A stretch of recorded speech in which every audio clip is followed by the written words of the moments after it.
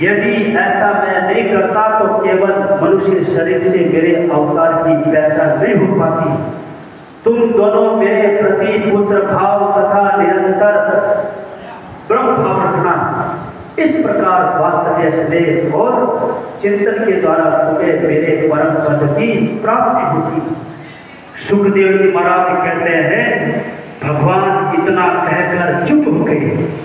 अब उन्होंने अपनी योग माया से पिता माता को देखते देखते तुरंत एक साधारण शिशु का रूप धारण कर दिया। बोलो बालकृष्ण लाल की। अरे थोड़ा जोर से तो बोलो, बोलो बालकृष्ण लाल की। बोलो बालकृष्ण लाल की। बोलो नंद के लाल की। नंद के आनंद भयो जय कन्हैया। तो सुखदेव जी महाराज बोलते हैं, देखते देखते ठाकुर जी एक छोटा सा रूप माता देवकी जी और वसुदेव जी के सामने धारण। तब वसुदेव जी ने भगवान की प्रेरणा से अपने पुत्र को लेकर सूतिका ग्रह से बाहर निकलने की इच्छा की। उसी समय नंद पत्नी यशोदा के गर्भ से उस योग माया का जन्म हुआ, जो भगवान की शक्ति होने के कारण उनके समान ही जन्म रहित है। उसी योग माया ने द्वारपाल और पूर्वासुर की समस्त इंद्रिय वृत्तियों की चेतना हर ली। वे सबके सब अचेत होकर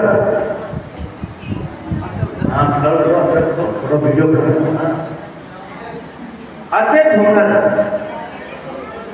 सब लोग सो गए। बंदी गृह के सभी दरवाजे बंद थे। उनमें बड़े बड़े किवाड़, लोहे की जंजीरें और ताले जड़े हुए थे।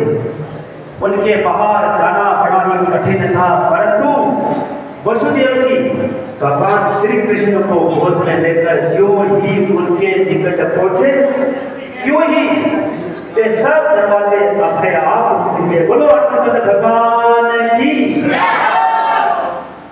ठीक वैसे ही जैसे सूर्योदय होते ही अंधकार दूर हो जाता है, उस समय बादल धीरे धीरे गरज कर जल की फुहारें छोड़ रहे थे।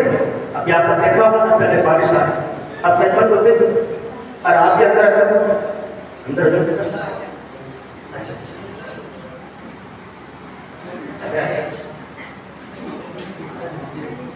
इसलिए शेष जी पीछे पीछे चलने लगे। उन दिनों बार बार वर्षा होती रहती थी, इससे यमुना जी बहुत बढ़ गई। बोलो यमुना महारानी की। उनका प्रवाह गहरा और तेज हो गया था। तरल तलवों के कारण जल पर धैर्य फैल हो रहा था। सैकड़ों भयानक भंवर पड़ रहे थे। जैसे सीतापति भगवान श्री राम जी को समुद्र ने मार्ग दे दिया, वसुदेव जी ने नंद बाबा के गोकुल में जाकर के देखा कि सबके सब गोप नींद से अचेत पड़े हुए। उन्होंने अपने पुत्र को यशोदा जी की सैया पर सुला दिया और उनकी नवजात कन्या देकर वे बंदी गृह में लौट आए। जेल में पहुंचकर वसुदेव जी ने उस कन्या को देवकी की सैया पर सुला दिया और अपने पैरों पर बेड़ियां डाल दी तथा पहले की तरह ही बंदी गृह में बंद हो गए। उधर नंद पत्नी यशोदा जी को इतना तो मालूम हुआ कि कोई संतान हुई है, परंतु वे ये न जान सकी कि पुत्र है या पुत्री, क्योंकि एक तो उन्हें बड़ा परिश्रम हुआ था और दूसरे योग माया ने अचेत कर। इधर सुखदेव जी महाराज कहते हैं, परीक्षित जब वसुदेव जी लौट आए तब नगर के बाहरी और भीतरी सब दरवाजे अपने आप ही पहले की तरह बंद हो गए। इसके बाद नवजात शिशु के रोने की ध्वनि सुनकर वहां जो जेल में